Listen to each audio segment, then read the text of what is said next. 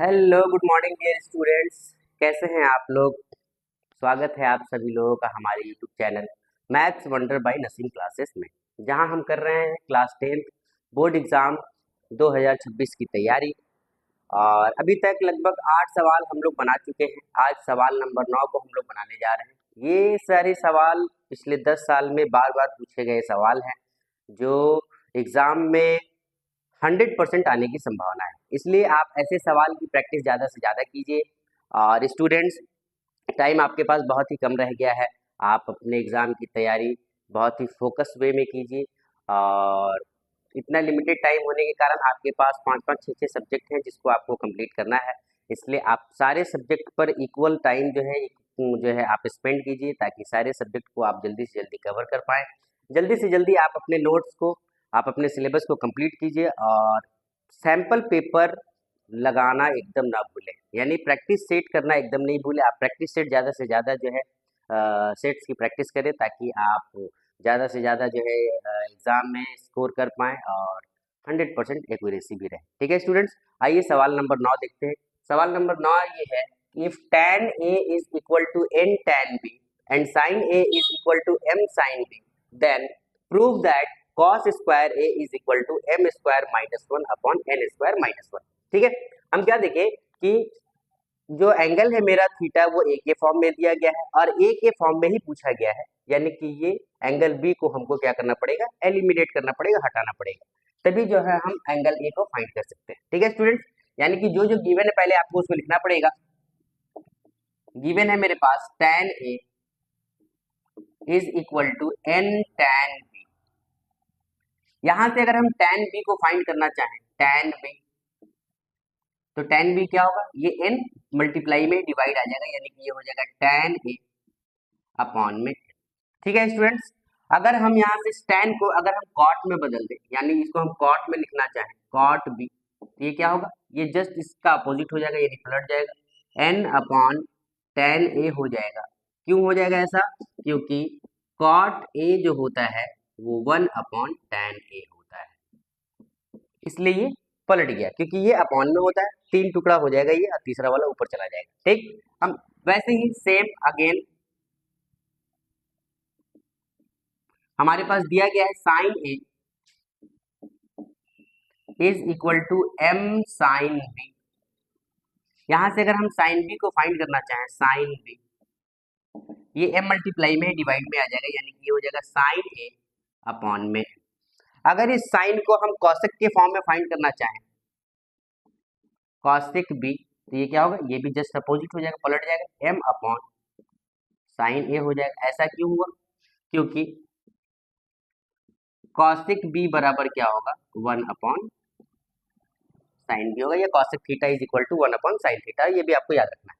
अब हम क्या देखें कि यहाँ से एक आइडेंटिटी का हम इस्तेमाल आसानी से कर सकते हैं। वी नो दैट, हम जानते हैं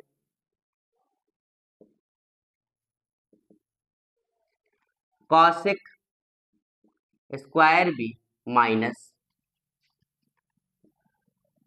cot square B is equal to 1 होता है। ठीक है, कॉसेक स्क्वायर बी यानी cosec square theta minus cot square theta is equal to 1 होता है, ये हम जानते हैं। अब इस पर हम जो क्या करेंगे, वैल्यू को सब्स्टिट्यूट करेंगे, पुट करेंगे। वैल्यू तो आपको लिखना पड़ेगा, on substituting the value of cot b and cosec square b, we get क्या मिलेगा, तो यहां से cot b का वैल्यू हम इसमें रखेंगे, पुट करेंगे, स्क्वायर नहीं cot में ही लिखना है।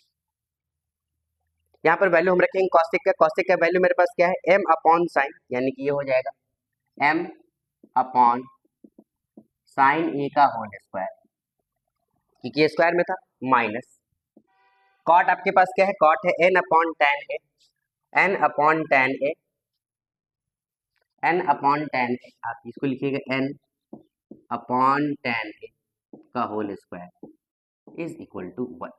अब हम क्या देखें कि इसका अगर हम स्क्वायर करेंगे तो ये m स्क्वायर अपॉन में साइन स्क्वायर ए होगा।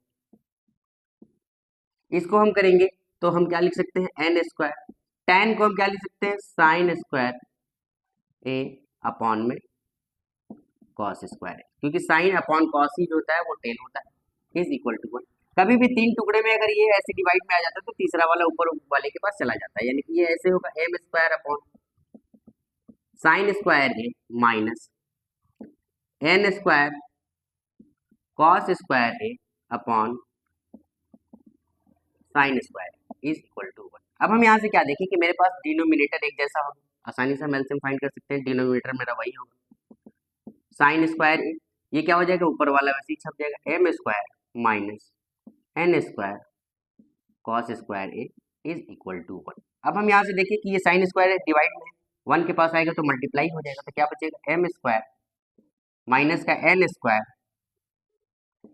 Cos square A is equal to sine square A, क्योंकि ये साइन स्क्वायर ए 1 से मल्टीप्लाई होगा तो साइन स्क्वायर ए ही बदलेगा। अब हम क्या देखें, एम स्क्वायर माइनस का एन स्क्वायर कॉस स्क्वायर ए, साइन स्क्वायर की जगह हम क्या लिख सकते हैं, तो ये लिख सकते हैं हम इसको कॉस स्क्वायर माइनस 1। ऐसा क्यों लिखे, क्योंकि हम जानते हैं कि sine square A plus cos square A is equal to 1 होता है। तो हम यहाँ पर लिख सकते हैं ये कॉस स्क्वायर उधर ए, ये 1 माइनस कॉस स्क्वायर होगा, सॉरी ये उधर जाएगा, तो हम लिख सकते हैं 1 माइनस कॉस स्क्वायर, ठीक है लिख लिए। इस साइन स्क्वायर की जगह हम इस साइन स्क्वायर की जगह इसको अगर हम उधर भेज देंगे तो 1 माइनस कॉस स्क्वायर ए भी लिख सकते हैं। अब यहाँ भी कॉस स्क्वायर ए है, यहाँ भी कॉस स्क्वायर ए है, इन दोनों को एक तरफ करते हैं, ये वैसे ही रहेगा M square is equal to 1 minus cos square A, और ये जाएगा तो प्लस का एन स्क्वायर कॉस स्क्वायर होगा। अगर इन दोनों में से हम कॉस स्क्वायर ए को कॉमन ले लें तो मेरे पास क्या बचेगा, यहाँ पर बचेगा मेरे पास 1, यहाँ पर भी 1 प्लस का एन स्क्वायर होगा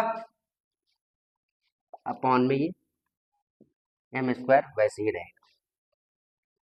ठीक है स्टूडेंट्स,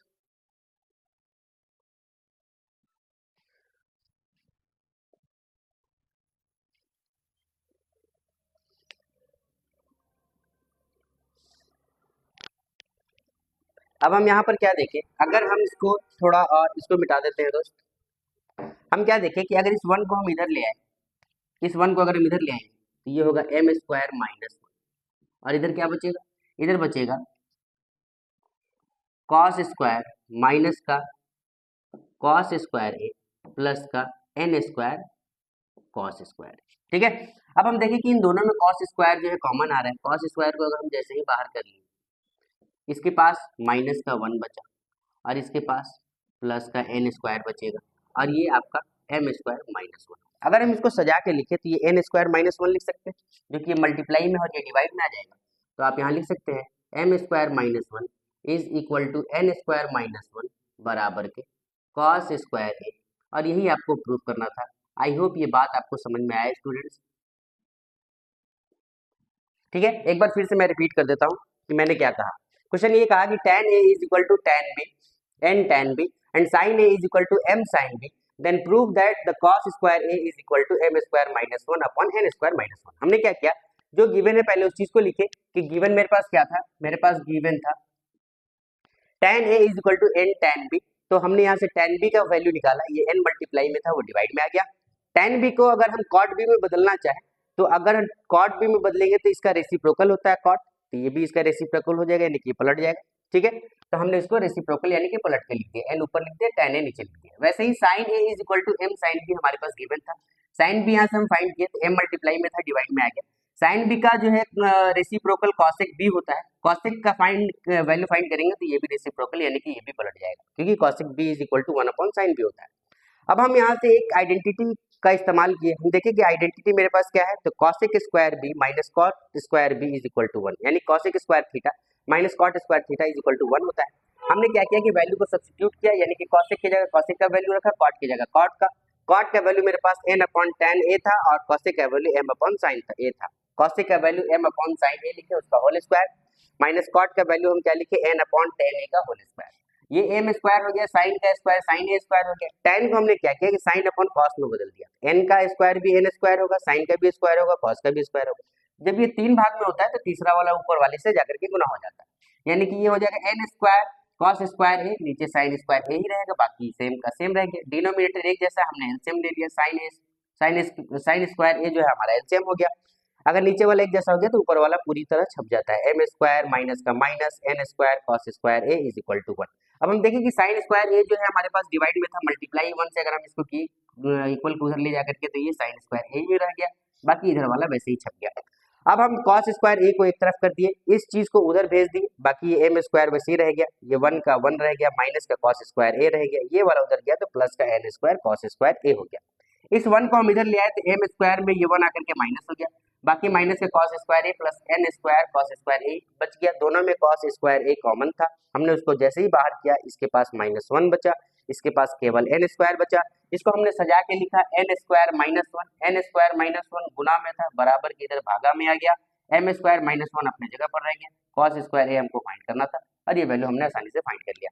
आई होप ये बात आपको समझ में आ रहा है स्टूडेंट्स। अगर ये वीडियोस आपको अच्छा लग रहा है स्टूडेंट्स तो आप मेरे वीडियोस को ज़्यादा से ज़्यादा शेयर जरूर कीजिए और अच्छे से मेहनत कीजिए, ज़्यादा से ज़्यादा स्कोर कीजिए और सपोर्ट जरूर कीजिए स्टूडेंट्स। Thank you.